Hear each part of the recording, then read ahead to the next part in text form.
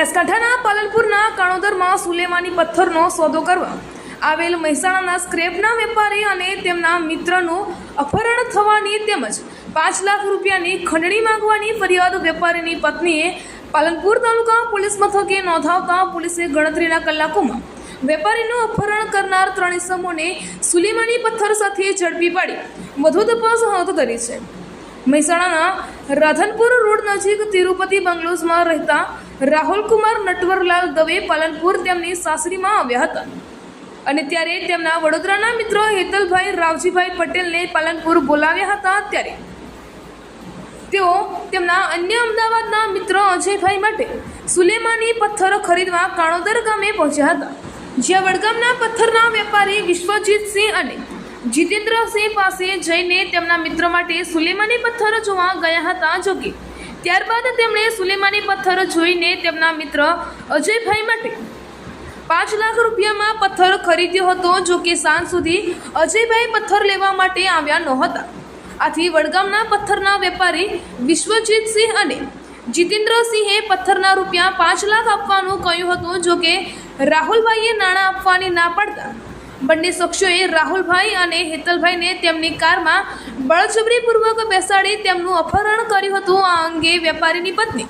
પૂર્વીબેન રાહુલકુમાર દવેએ પાલનપુર તાલુકા પોલીસ મથકે ફરિયાદ નોંધાવતા પોલીસે મામલાની ગંભીરતાને લઈને એલસીબી એસઓજી સહિત મહેસાણા પોલીસનો સંપર્ક કરી અલગ અલગ ટીમો બનાવી તપાસ હાથ ધરી હતી, જેમાં પાલનપુર પોલીસે મહેસાણાના સતલાસણા પાસેના એક ખેતરમાંથી 3 અપહરણકર્તાઓને ઝડપી પાડી વેપારી અને તેના મિત્રને મુક્ત કરાવી સુલેમાની પથ્થર જપ્ત કર્યો હતો। જોકે સુલેમાની પથ્થર વિશે પૂછપરછ કરતા પોલીસ ચોકી ઉઠી હતી। આરોપીઓ આ સુલેમાની પથ્થરનો વિડીયો બનાવી લોકોને એવું બતાવે છે કે આ સુલેમાની પથ્થર જો હાથમાં રાખીએ તો તમને કોઈ ઈજા થતી નથી, તમારા વાળ કપાતા નથી, તમને લોહી નીકળતું નથી। જે આ પથ્થર વિશે ખોટી ભ્રામકતા ફેલાવી લોકોને તેની તરફ આકર્ષણ કરીને તેને વેચતા હતા અને લોકો સાથે છેતરપિંડી કરતા હતા। જોકે હાલ તો પાલનપુર પોલીસે વડગામના આરોપી વિશ્વજીતસિંહ અને જીતેન્દ્રસિંહ તેમજ જ્યાં આરોપીનું અપહરણ કરીને રાખેલ તે ખેતરના માલિક અરવિંદ ઠાકોર સહિત 3 આરોપીઓની અટકાયત કરી વધુ તપાસ હાથ ધરી છે।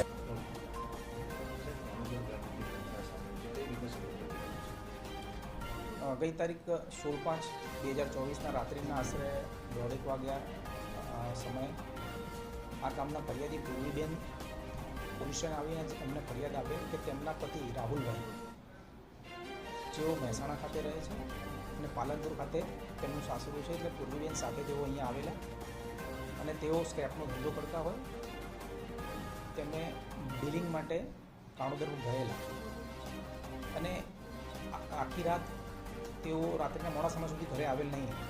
જેથી પૂર્વીબેને તેમને જાણ કરતાં તેઓ જણાવેલ કે મને વિશ્વજીતસિંહ તથા જીતેન્દ્રસિંહ સુલેમાની પથ્થર વેચવા માટે બોલાવેલ અને તેનું ડીલિંગ થયેલ નહીં, જેથી તેઓએ કહેલ કે તમે અમારો સમય બગાડેલ છે અને અમારી જોડે આ ડીલિંગ કરેલ નથી, તો તેના તમારે 5 લાખ રૂપિયા ફરજિયાત આપવા પડશે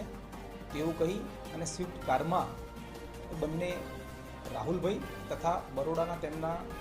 એક મિત્ર બંનેને બેસાડી અને અપહરણ કરી જબરજસ્તીથી લઈ જઈ મહેસાણા ખાતે